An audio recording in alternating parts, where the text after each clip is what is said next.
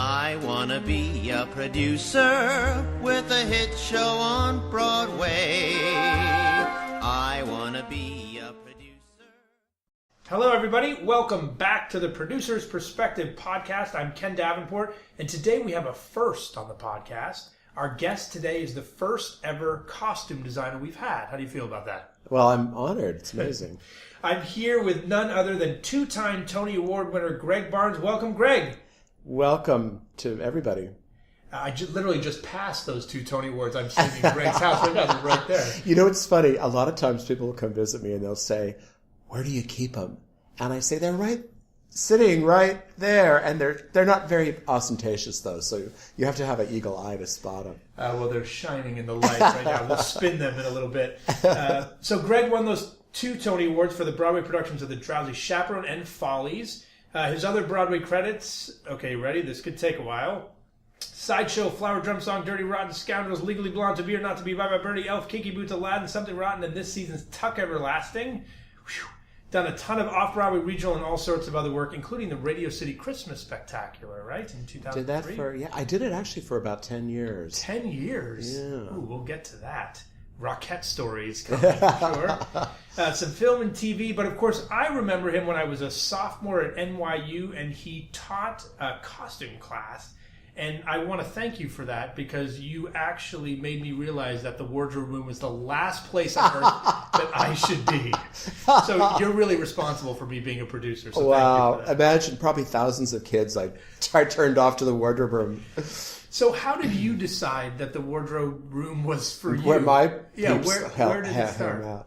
Well, you know, I grew up in San Diego, and I was a literature major in college. I thought I would teach high school and be the drama guy. And all my family, my dad, and all my aunts and uncles, of which I have a lot, were all educators. And so I didn't really have a vision of working professionally in the theater, for sure.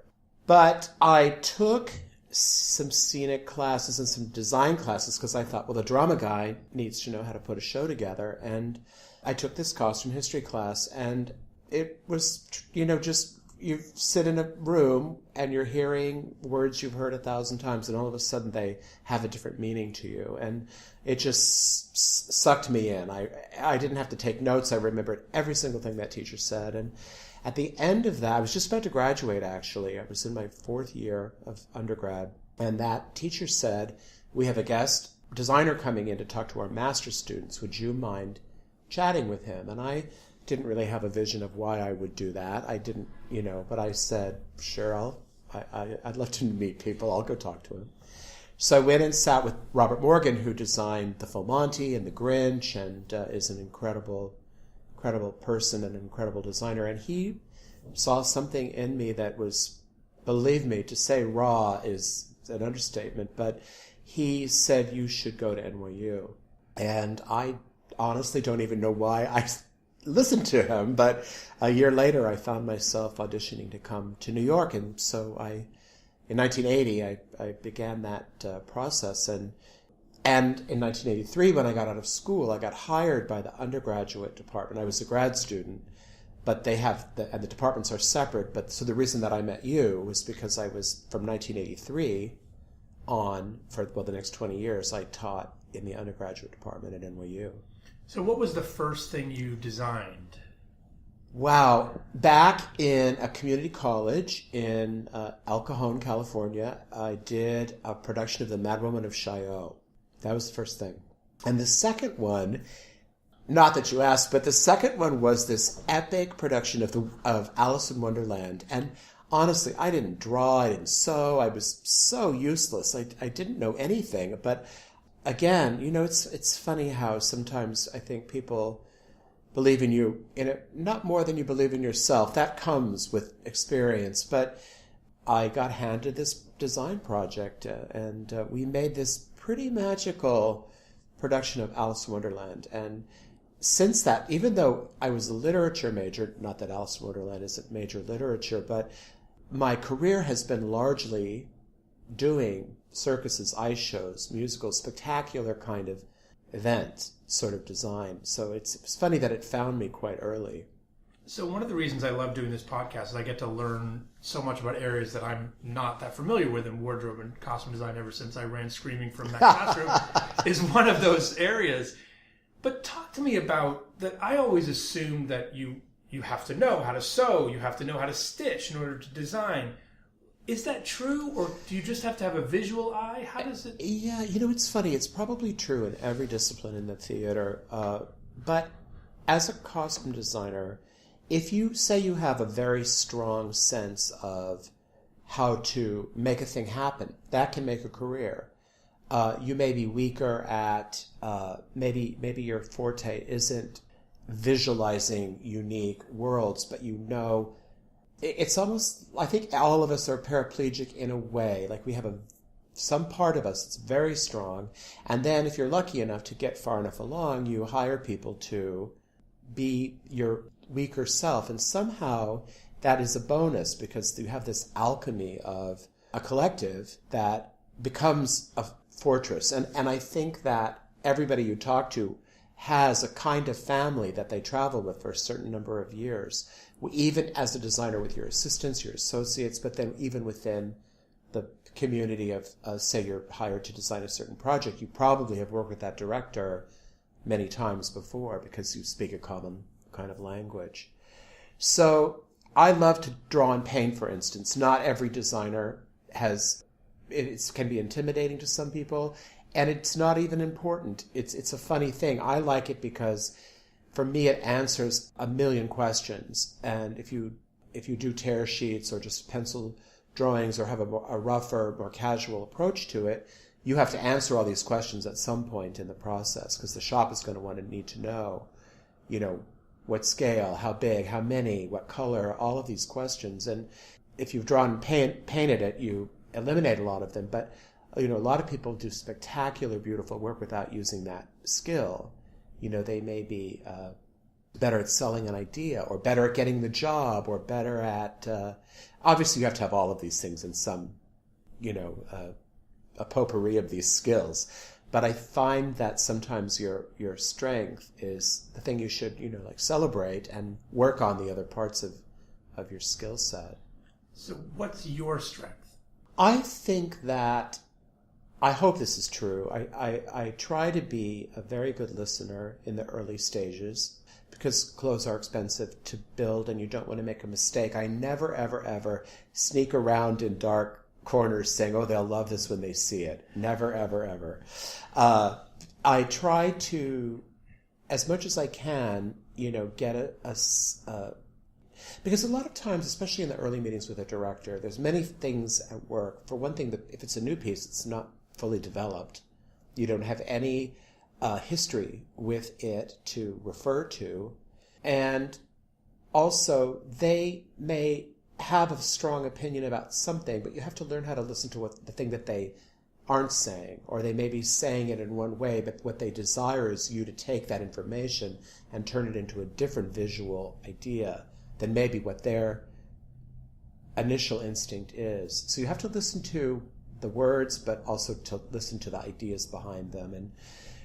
And then, when I draw and paint, it takes a lot of time. It's a very laborious process. But when I get into the fitting room, that information, I strictly see it as information. I don't try to, I'm just assuming this, but I think like in the fashion world, when you get into the fitting room, you're trying to realize that sketch. I'm trying to help an actor tell a story.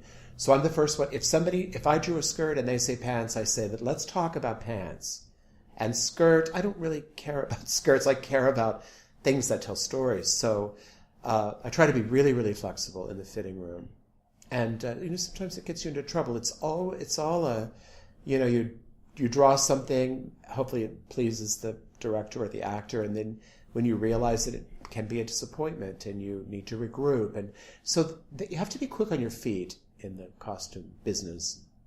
So talk to me a little bit about your process. You're sitting in this beautiful armchair. I love coming to designers' homes, by the way. I wish there was video right now because it's stunning in here. But I want you to imagine someone comes to you and says, Gregg, we're doing a musical based on this armchair. Okay. Go.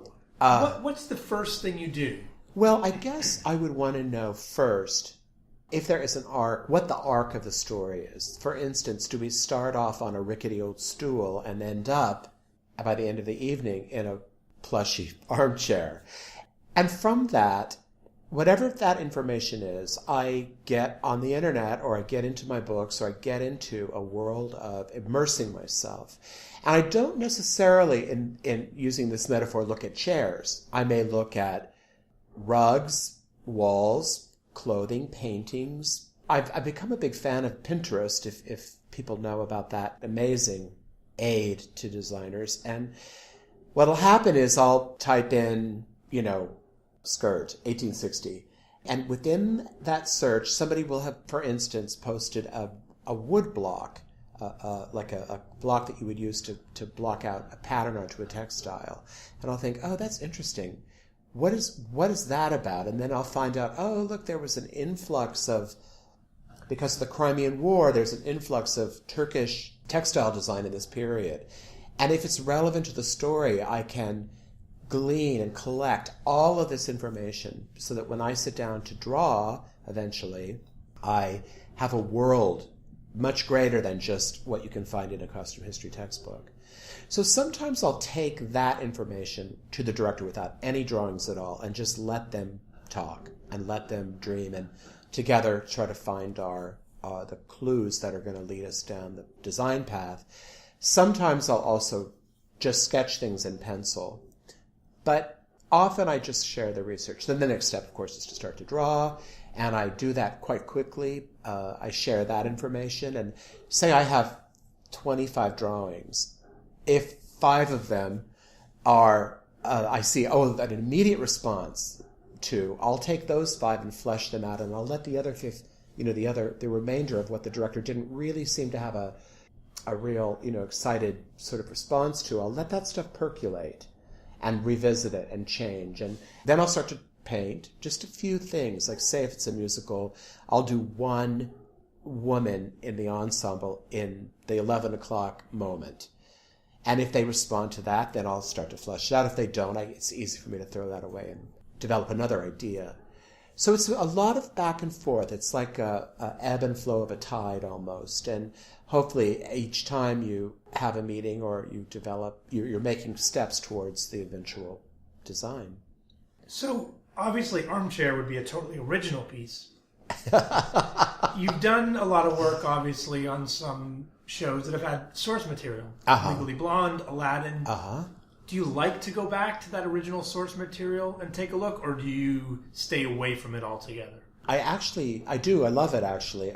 I'm shamelessly fearless about looking at what has come before me. And I can use Legally Blonde as an example. And actually, if it's okay, I'll talk a little bit about Aladdin as well. With Legally Blonde, when I watched the film, there's a lot of witty design work in the film. But what I realized was that even though I'm seeing this film on, probably I think it was a VCR tape, it might have been a DVD, I don't remember, but that it had already dated itself.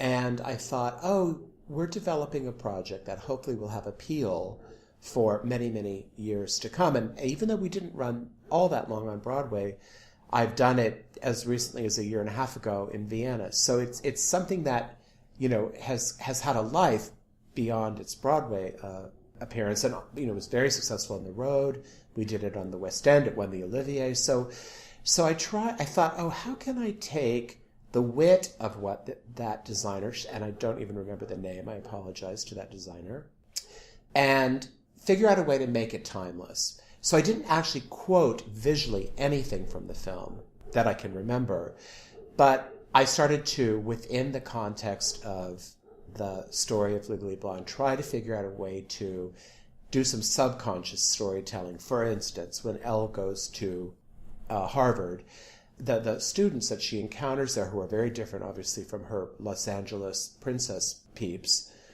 I thought, these kids probably come from generations of their dads came to Harvard, or they have a history. She's a fish out of water in many ways.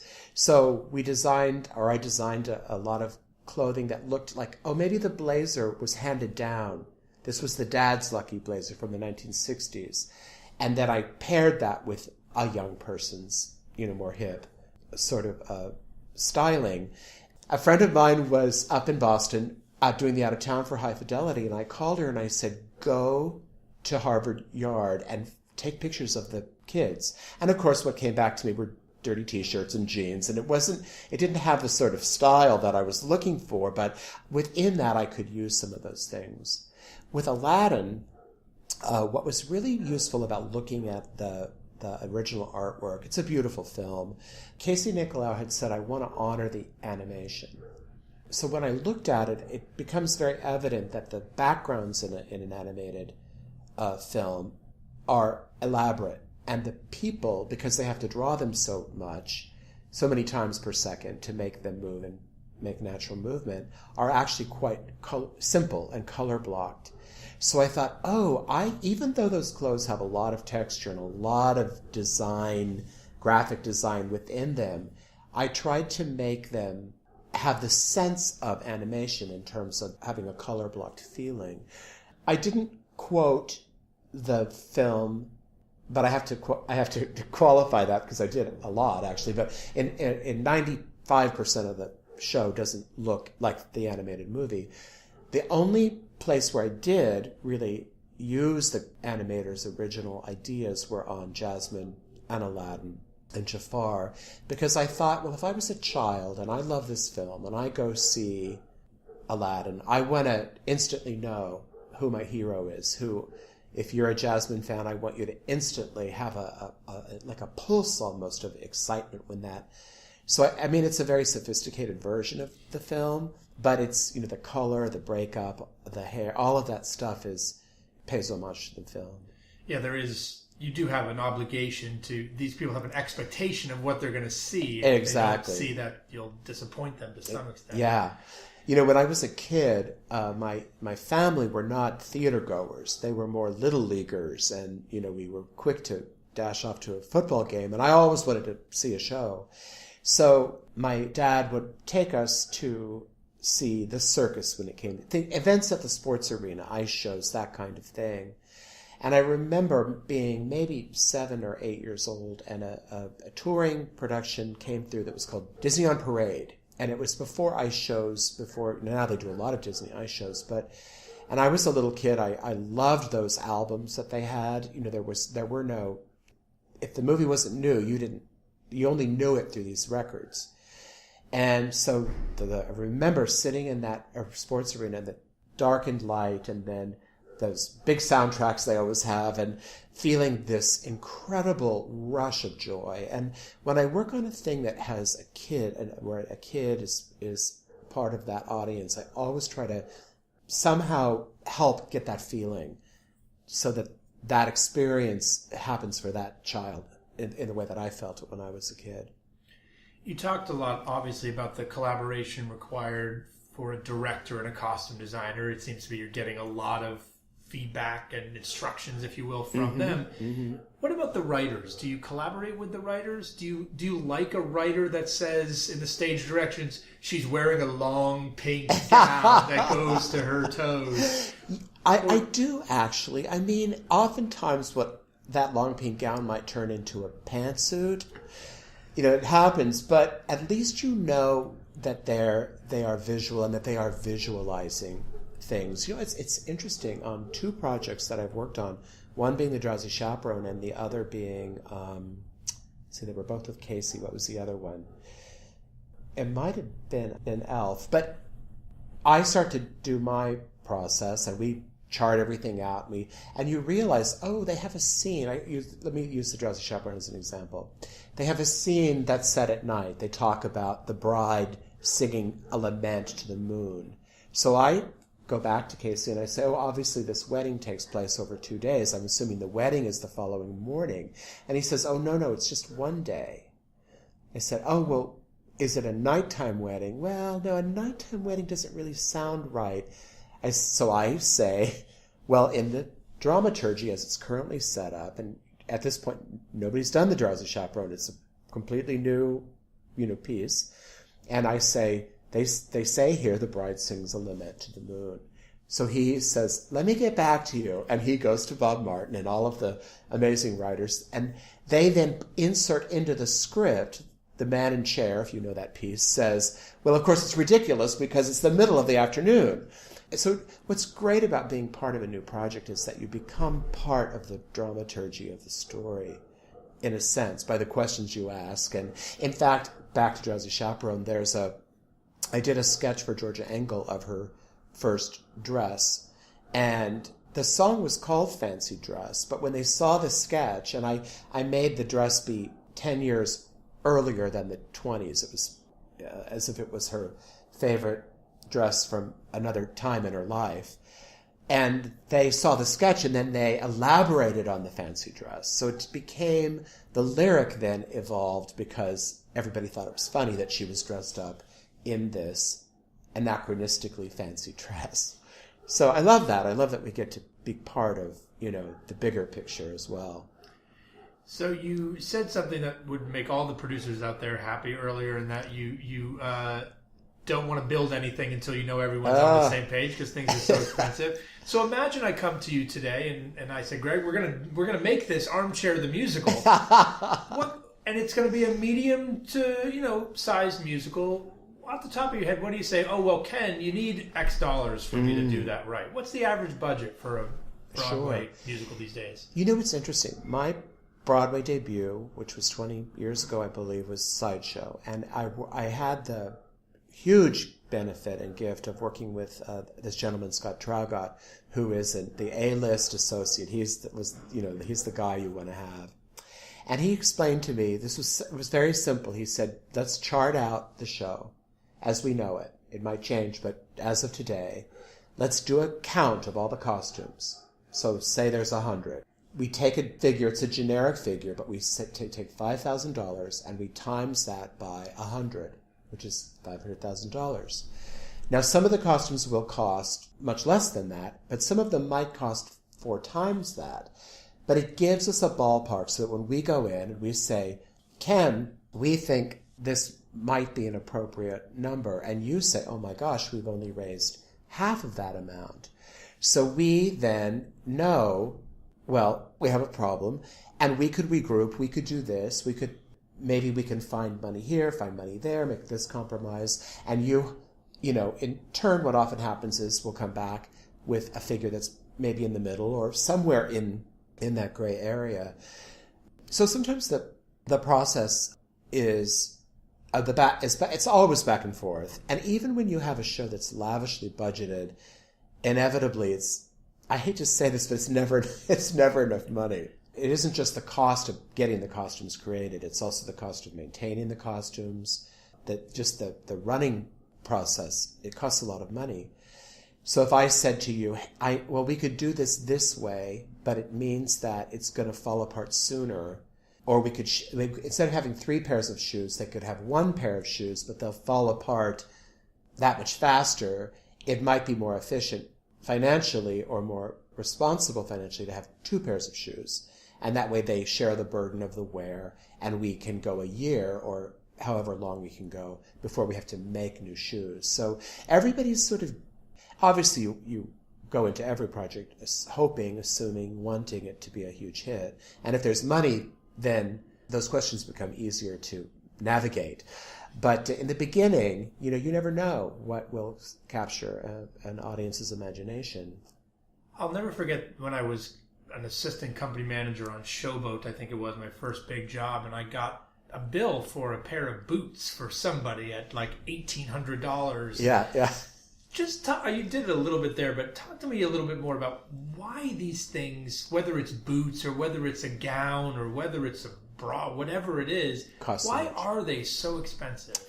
For one thing, of course, we live in New York City, and all of us have to pay exorbitant amounts of rent, and for a shop, a big shop like Barbara Matero's, who is no longer with us, but Tricorn, which is a very big shop, they have an exorbitant amount of overhead. That's one part of it. The other thing about costumes, which is sort of interesting, and I was giving you that example of the $5,000 figure, that was 20 years ago. Now that figure not only has it not gotten any higher, it's actually gotten lower. So costumes actually cost, I think, they might cost less than they did 20 years ago. or maybe equivalent. This isn't really answering the question about why things are so expensive, but I have a little bit more to say about that as well. But it is interesting that the people that go into this, probably in almost every, if you're an actor, you really want to act. If you make a lot of money in that process, that's a perk, or some people want to be a movie star, but for I think most people, we do it because we have this passion to tell story. In my case, I do it through design. In a shop's case, they do it through creating those designs. I don't know any costume shop that walked away from the business at the end of their life a billionaire, or even they may be a nice middle-class citizen financially. So we do it because we're passionate about it. Another thing that makes costumes expensive is that it's all one of a kind. You develop something, and there is a learning curve. I can go back to my I drew a skirt, you want to wear pants example. They've mocked up a skirt. If it turns into pants, they most often do not bill an additional cost. The process is the process in their eyes. If you were building a swimming pool and you said, I don't want a jacuzzi, and then you decided you wanted a jacuzzi, you would pay for a jacuzzi. You know what I mean? A costume, it's very rare that you get billed for a lot of extra things that happen in the process. So, the costume shops they're heroes to me, even though I know sometimes you do think, why does this little dress cost $4,000? But when you look at the amount of staff, the amount of real estate, the amount of people involved, I can give you an example about the size of a team it might take to do an Aladdin costume, for instance. You have the draper and their team. They have to have somebody who cuts it out. They have somebody who sews it. They have somebody that finishes it. So even if it's a small shop, it's at least 4 people. Maybe it's painted. You have to have a painter. You have to have that equipment, that space. Maybe it's painted and has a little beading on it. That's another department. So there's people in that department. And then there are who's collecting all of these beads, who is sourcing all of this dye, who is hunting down the 20 pieces of cloth that might be in a single garment. So it grows. It's not just you and one person. It's really a village. When they say it takes a village, in our business, it really takes a metropolis to make it happen. So I think that's why. And oftentimes I know after you've developed something, people hope that it will become less expensive after you've gone through this prototyping process. But usually on the first costume, the shop will lose money on the costume, which is sort of extraordinary when you think, why does this dress cost $4,000? So then they're kind of playing catch up a little bit on the future companies if you're lucky enough to have them. See, I'm learning something as we go. It never dawned on me that, it's a one-of-a-kind original, a Paris original. It's that thing. Exactly. It's you're designing 100 costumes that are totally unique. I was expecting you to say, well, Ken, these things have to last 8 shows a week, be danced in like crazy, be sweated in more than anything you can imagine, laundered and dry cleaned. And they're Paris originals. If they're Barnes originals, every single one of them. Yeah, you figure a garment that they make in the fashion industry for a runway literally only has to survive for about, I think a whole fashion show with 30 looks is about 8 minutes, 10 minutes. So that is a big part of it. I didn't bring any of that up, but there is the reality of sweating and the amount of wear and tear that a costume goes through in a single evening of a show. Also, you want to make a costume. I always say this, but it's like you want it to look like a butterfly and wear like an Iron Maiden, right? So that the audience isn't like, it's not like, when you go to a theme park, you sort of understand this parade is going to happen 5 times today, and that polyester double knit tunic can get thrown in the washing machine, and but on Broadway, I'm making a gross statement about, I'm sure that theme park parades are much more artistically approached. But on Broadway, you want to feel like, for the cost of this ticket, I am seeing this, and it's just happening for me. One time only. Even if it's Phantom and it's been running for 20,000 years, you want to feel like the clothes have a special quality to them, even if it's modern dress, even if it's, you don't want to, it's another thing, like if you're doing Legally Blonde, you don't want everybody in the audience to be wearing what the actors on the stage are wearing, because then the event doesn't feel as special somehow. So even though we do buy things and we do, especially with the modern thing, it is a mix of created and purchased, but you want to try to find a balance that seems unique. And that relates to the fact that the purpose of it is to help tell the story. Any specific stories you can remember from seeing something in previews? You're sitting back, oh, I can't wait for this number. This is going to be so beautiful. All the girls are wearing their outfits, or the guys, and they come out and you're like, oh my God. Yeah.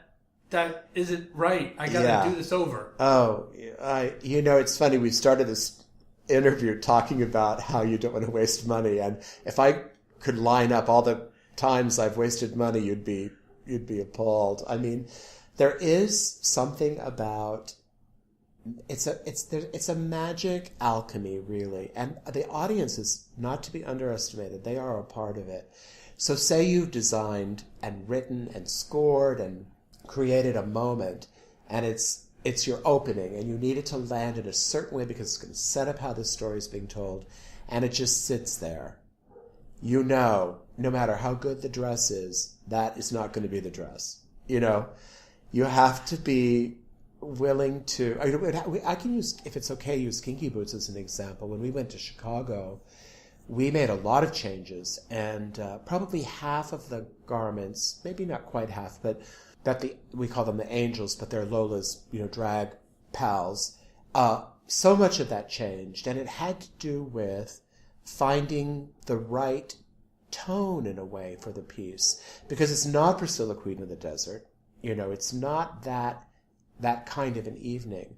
And some of the stuff was too over the top, and some of it was not good storytelling. And even though I didn't do it in a vacuum, but collectively, through really smart producing and smart direction and smart collaborators, we were able to hone in on what the problems were with the wardrobe specifically, and quickly, like in a weekend, I would say, sketch in a new visual. And we used took things from that and put them here and ran to there and implemented it here. And I'm so pleased with how that all then eventually came together. And it was a better design then. So yeah, there was a smallish rack of drag items that are available for trick-or-treating. Somebody wants a good drag costume. You're going to get some phone calls now. Speaking of that collaboration, how much do you collaborate with the scenic designer? Because I once worked on a show, which I shall not name, that when we got the scenery next to the costumes, it was if someone threw up on the stage. Like, do you have to think about that backdrop? Oh my gosh. Yes. Oftentimes the scenic designer oftentimes is hired before we come into the picture. And that's my favorite. If there's one thing I could insist on, I would say hire them first, because they start developing the world inside the box, the world inside the proscenium, if there's a proscenium. So, for instance, if I may, I'll use David Rockwell, who I know you spoke to. I love that interview. We did Dirty Rotten Scoundrels together, and I've worked with him many times, so I think that was the first time. And I went to see the set. I had just been hired. I hadn't, I'd never even seen the film at this point. And I went to his studio with Jerry Mitchell and Jack O'Brien, and they were working, on the set. It was pretty far along. And they had this beautiful, beautiful, sort of what you think of the south of France, the sky in the south of France. And it was this beautiful blue color. And I thought, I can see that if I put a person in orange in this space, that's going to be a really strong statement. That's going to, it's the opposite on the color wheel. It's really going to be, you have to be careful with your warm palette. That's your ace in the hole. Things that are lovely and seafoamy and pale, they'll look like To Catch a Thief, and that can be useful to us. So it actually informs ways that I can work within this beautiful crystally world that David was developing. So I love it when the space is the first thing to come along. Often, it's funny, you never just work on one thing at a time. And I have to say, I wish I could say that the collaboration was more intense, more, side by side than it oftentimes ends up being. Sometimes you have a couple of meetings and you share a couple of sketches and you have a question a month into the process. What happened? What color is the sofa? What color is the armchair? But in terms of actually being in the best of all possible worlds, I don't think that kind of collaboration happens as often as we would like it to. It's just because everybody is so busy. You're always out of town and you've got 5 deadlines that are all happening at the same moment. And, I've got 3 shows running on Broadway and national tours. And so I'm on the road a lot and sometimes hard to get. And so the collaboration is tricky. But that kind of thing that you're mentioning, where you get there and it's like, oh my God, what have we done? That shouldn't happen. You should say, this doesn't work, but at least it's beautiful. Well, that whole show shouldn't have happened. So I'm not asking. Went wrong with that one. I was going to ask you what your favorite piece of work was, but now Susan Stroman has inspired a new question here on the podcast, which I'm calling the Smithsonian Question, which is, if you had a choice of just one of your designs, the Smithsonian calls and says, we got room for one. Greg. Oh my gosh. I'll give you a show, though. We won't say one dress or one suit. The whole thing. What show of yours would you want thrown in there? Oh my goodness. This is like Sophie's Choice in some way. Like, which child do I keep? It's funny. I'm torn between 2, and I know that doesn't answer the question, but I'll explain why, if that's okay. Start with 2. It's cheating. I know it's totally cheating, and the Smithsonian's going to reject one anyway. But the original production of Sideshow, it meant so much to me. It was my Broadway debut. I thought it would take 5 years to make that debut. It took 20 years to make that happen. And we worked on it so long. And it was so, of all the things I've worked on, whatever anybody thought, good, bad, indifferent, huge fan, didn't care, whatever they thought, we created the event. There was nothing in it that was where you later thought, I wish we had, we should have. It was, we set out to make this thing happen, and it happened. It was all made by Barbara Matera, which was a huge... The craftsmanship of those costumes was extraordinary. So that comes to mind. That would be my column A choice. My column B choice would be the Drowsy Chaperone, because it was an evening that just percolated along, and I felt like all of the elements of the storytelling were equally delightful, if that's the right word. It just...